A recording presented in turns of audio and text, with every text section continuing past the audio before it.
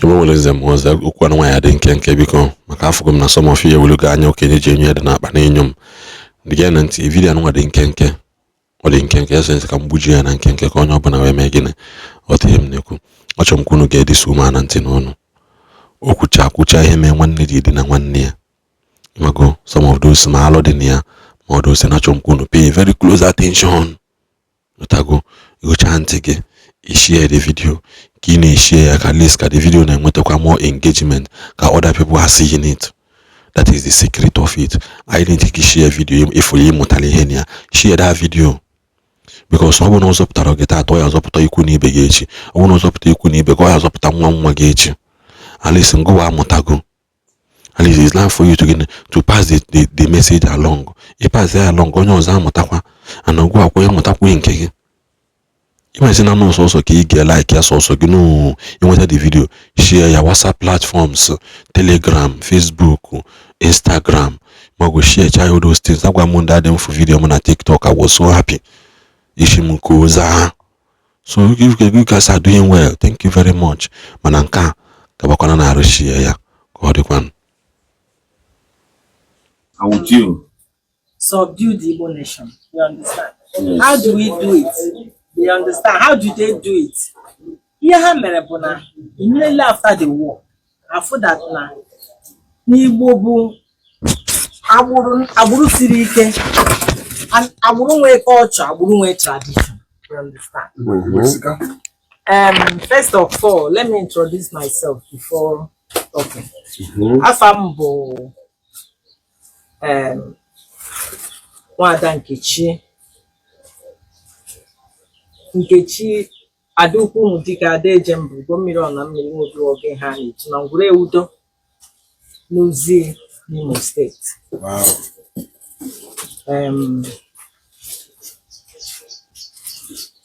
Ihe m na-akọwa bụ ihe m chọrọ ịkọwa n'ụbọchị taa bụ Orie. Ihe gbasara ka esi wee wakpo ndị Igbo wee mebie ọtụtụ ihe n'ala Igbo. British agenda. Ha nwa oge alụsịrị agha ndị ọcha afọ na-agbanyeghị ngwa agha niile ebiri ndị Nigeria ma other countries bịa nọnye ka e wee subdue ndị Igbo. Ndị Igbo fighted tooth and nail to defend themselves. However, na agbụrụ anyị dị iche wee na-ajụ kedu ihe ha ga-eme iji subdue these people. Ihe ha meziri bụ na ozugbo alụchara agha nwanyị ọbụla ndị Hausa ndị Yoruba ha kwukasị ndị Hausa mụwara ndị Igbo nwa ndị Yoruba mụwara ndị Igbo nwa ka e nwee mixed blood. Ọ ya kpatara ị na-akọ n'elu nwanne gị na-akọ n'ala ị na-ekwu na Biafra ga-abịa nwanne gị so nwe ihe dịka Biafra maka na ọ na-represent blood nọ n'ime ya. Ọlọọ ka onye Hausa ga-esi bata n'ezinụlọ mụọ nwa gị nwa bụ onye Igbo ị na-ekwu ihe ahụ ị na-ekwu ọ gaghị aghọta ya maka na ọ ọbara na-ekwu okwu. So obodo anyị even to an extent that onye Hausa na-ere onions na Alaba na Oko market na-akọ one day si na ndị Igbo ya mụgoro nwa aka nkụ ya bụ ihe akpa onions ya dị anyị ọmụọ nwa. So ndị be anyị ụmụ nwaanyị ndị be anyị so na nsogbu anyị nwere n'ala Igbo. Abụ nwaanyị mana problem enwere n'ala Igbo bụ ụmụ nwaanyị. Ụmụ nwaanyị mebiri ala Igbo entirely. Ụmụ nwaanyị ga-edozikwa ya. Ọkwa ịba ụmụ nwaanyị ga-edozikwa ya. For instance, nwaanyị ga-anọ na di mụọrụ di ya ụmụ ise ahụ nwee nke bụ nwa nwoke ahụ. Ọnọdụ nwa obi nọdụ ana nọsi ike na-eje ụka na-anata na-ekwu na-ekwugheri ihe dịka homo ihe dịka lesbian na ọbaga ala Igbo ghasaa n'Igbo. Ndị ụka weta lesbian weta homo ihe niile a mebiri obodo anyị. Nsogbu anyị nwere n'ala Igbo kịta akarịrị akarị. Ị ga na-anụ nwaanyị ọma na-apụ iri iche na gị na nwunye gị nwaanyị ọzọ na-achọta ịpụta ịpụwa isi na nwe ihe na-eme nwaanyị magoro nwaanyị ibe enu a na-eme arụ ka arụ ụmụ nwoke na-anwụ maka na ihe niile as far as na na-eme under your roof ọ ga na-eme gị affect. Amụọrụ gị nwa na-abụghị nwa gị kwado okwe na ka nwa ahụ ga-ebilite ofu mbọsị were egbe ma ọ gbuo gị ma ọ tinye ọgwụ na nri nye gị rie maka na nwa bụ nwa ga-enweghị ike ịkwụ n'iru gị sị I hate you. Yes. Nwa bụ nwa ga-ama nkwụ n'iru gị ị na-aba mbọ na-aba. Nwa ga-ama nkwụ n'iru gị ị na-aka nka na-akpa ya na agụụ na-agụ ọ ghara ịtụgharị o wetere gị ego nri. Ndị niile anyị fụrụ ndị be anyị niile na-akacha nka kịta mmụọ ji ata ha afụfụ ihe ọjọọ onye metere ọ na-ata ya. Ọmụjuo onwu na agụụ na-agụ ya maka na o mere arụ o nwegasịrị ihe ndị o megasịrị na-adịghọ mma ọkacha ịmụbata nwa na-abụghọ nwa di ya. Nsogbu dị n'ala Igbo and onweghị ha ji akpọrọ otu a mbụ nne kịta mmera ya mma emekwa nwa m advice mee ya. So ndị ọbụla mere ya na be di ya nwa ya bịa chọọ nwa first year second year nne ya si ya pụọ iro jee tụta nwa ebe nwa si n'ụwa ya hiri onwe ihe ọ bụ ka gị na mmadụ ghara ịzọ ngwuru a o jezie kpọta Akaogheri kpọbata Akaogheri nọrụzie na dị ngwuru na-emezi arụ nsogbu na-adị na ngwuru dị iche iche ejide ihe niile tụgharịa ya isi. So mama nke kacha dị m mkpa nna abịa afọ ntụ amfụ ka njikwa na mgbe ana m anụ ihe na-ekwu onye kwuburu okwu mgba nkịtị na-ege nwere ihe ọ na-ekwu ọkwa okwu ka i kwuru sị gị mama ihe na-agwa m ebe a na-achọ nka ndị ọzọ ya ka i soro tọ ndị m ndị ọzọ na-agbụ ọ bụ ya ngwa gị ebe a ugo mmiri ihe abụ izi na-abịa na nke mmana ikwu n'okwu okwu ikwuru nsị gị tọọ ndị ọzọ na-agbụ ya bụ ihe na-atọ ha na-agbụ ugbu a maka na abịara werekwa otu anya ya iji afụkwa wee bịara afụkwasị na single mother na-akwadozikwa iwere be anyị ụmụ single mother mmadụ pụtasị gị I'm a single mother of 3 different fathers. Single mother of 3 different fathers. O mere country mention ebe isi na nwa bụ nwa ga ama nnọ agụ a na-agụ gị enweghị ike ya ọbara siri ike okwu ahụ nwa ị mụrụ agaghị ewere isi tinye na nri ka nna ya rie nwụọ. Yes. Ọ gaghị emenwu ya. Nwa ị mụrụ agaghị edine nwanne ya. Yes. Ihe niile akpatara ya sị na nwanne na-edine nwanne ya. Yes. Na nna dị iche iche. Yes. Ọ bụrụ ndị nkute ọ bụgodị na ọbara nna abata. Yes. Ọ bụrụ na ụmụazị arenji. Yes. Agbacha ọgwụ n'afọ buo. Yes. Eji ụlọ ọgwụ ekute nke izi kute nke abụọ kute nke ịtọ. Ị na-agwa m na ụmụazị niile ahụ ama ndị n'onwe ha. Onwe ebe ha si bụrụ nwanne. Mmụọ ga-abụghị ọbụ anwa. Nke nwoke ga-atụba nke nwaanyị ime nke nwaanyị ga-atụba nke otu aka a ga na-esi agbọtọkọrọ ya. Ọ nwere ihe na-ekwu nna anụ nke m dị ụmụ nwaanyị emebigo obodo a emebigo ala Igbo gasa ala Igbo. Ana m ekwu ya maka na onwe onye ọ na-ewe iwe bụ n'onwe anya ọfụma. Ọ bụrụ na ị mebiri kụwagodo arụ nke ị metere na ọ bụrụ na ịkpụghị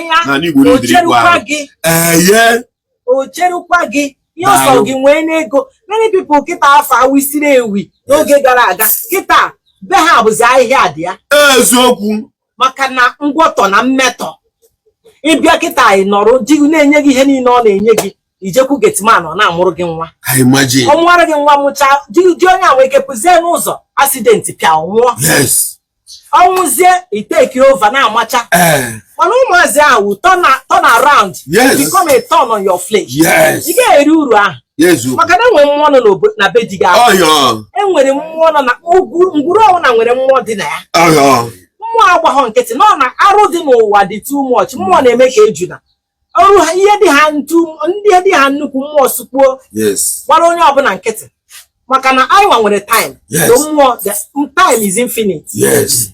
Mmụọ na-agba nkịtị ọ na-ede imerekọcha ijiri isi gị na mgbede were anya gị na-afụ ihe imere onwe gị. Ọ bụghị ime ya bụ isiokwu mụrụ mere imekọtacha ị na-afụ ya. Many men kịta nọ n'ọya ọ bụ ihe nwunye ha mete. Many men nọ n'ọya ọ bụ ya na-eme under their roof. Nwoke ama na otu a kịta nwoke ọzọ na-arahụ n'elu bedi ya o jecha abata ọ magorokwa enu bedi a bụrụkwa the same woman nọ ịkwa n'elu bedi ahụ ọ ga na-aya ọya. Nwaanyị a na-esiri ya n'ihe ọ sọkwa isigodị na omenala adịghọ n'obodo unu Igbo n'ụwa niile ebe ọbụla Igbo sọtụrụ Igbo ihe ọjọọ bụ ihe ọjọọ arụ bụ arụ. Ị gaghị asị na ada eme ya n'obodo anyị. Igbo nwe arụ bụ arụ ebe ọbụla ị nọ n'ala Igbo ị na-eme arụ ị ga-emesịa we maka mmụọ ada egbu onye mere arụ ọsịsọ. mana onye a na-eme ya na-eje ha maka ihe a ji asị mmadụ nwoke ike nkwụcha nwoke ọbụla kwesịrị ike nkwụcha na be ya mana ike ha nkwụcha na be gị file na-enweghị ihe na-emenụ ị na-agba n'iro ka ị na-achụta ego ị na-achụta ego at the end of the day inwe ike ị gaghị anọ wee rie that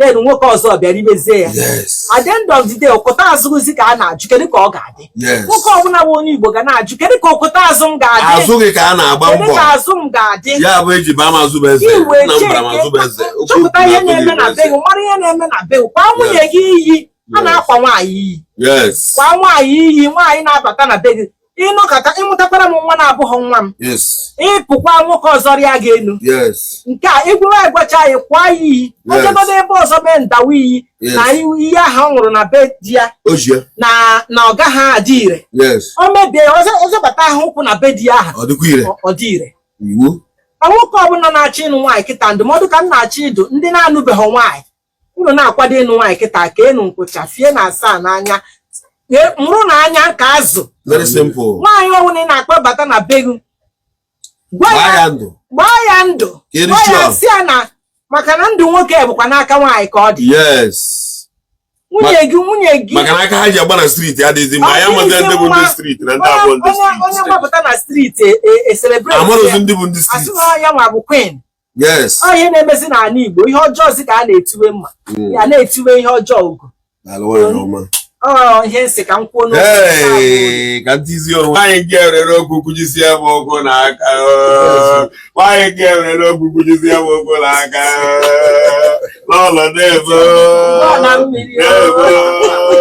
n'ebe kedu abaga ugo mmiri ọ na mmiri na-eme ugo mmiri ọ na mmiri na-eme nwaanyị nke atọla nna agbuo mekwanị m anya nwaanyị nke atọla nna agbuo ụmụ nwaanyị na-ejikwa okwute